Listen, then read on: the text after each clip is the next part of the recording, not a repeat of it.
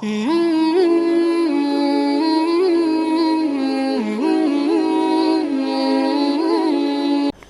masa kepemimpinan Umar bin Khattab 5 tahun jadi khalifah, disinilah Bapak dan Ibu ada penanggalan tahun Islam tuh yang 1443 tuh.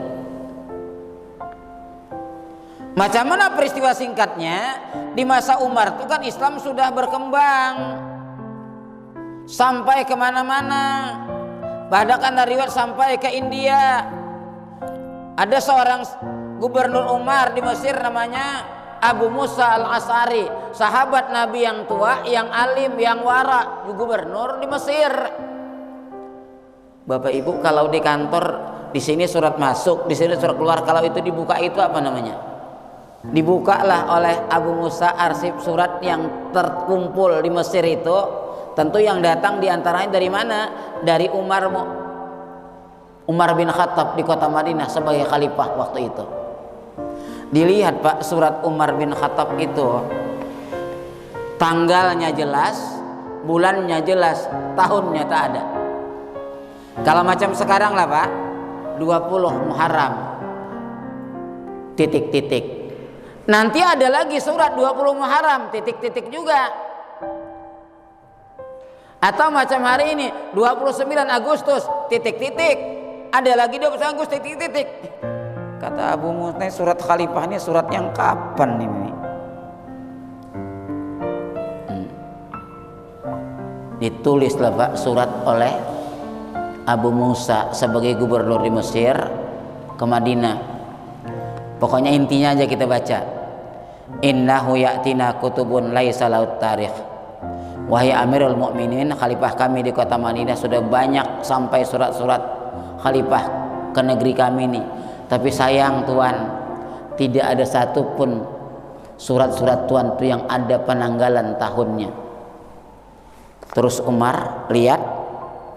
Nah, waktu itu loh Pak dan Ibu, Umar tuh mengumpulkan sahabat-sahabat besar. Yang wafat kan baru Abu Bakar, walaupun yang ada juga yang lain. Dari mana dimulai tahun Islam itu? Jadi penanggalan tahun Islam ini diabadikan di masa Umar bin Khattab. Ada usul ya Amirul Mukminin Umar bin Khattab, kita mulai dari lahirnya Rasulullah kita aja lah. Tidak disepakati, kata yang satu dari wafatnya aja lah, kata yang satu lagi. Bahkan ada mengatakan Ali bin Abi Thalib yang punya usul, ada mengatakan memang Umar langsung. Kita mulai sajalah dari hijrahnya Nabi, dari pindahnya Rasul. Apa yang harus melatar belakangi dari pindah Rasul? Karena kata Umar, al-hijratu farraqat bainal haq wal batil. Itu hijrah itu membedakan mana hak, mana batil. Karena sebelum hijrah Nabi ke kota Madinah dan belum terjadi perang Badar, Islam itu hanya dilihat oleh musuhnya sebelah mata.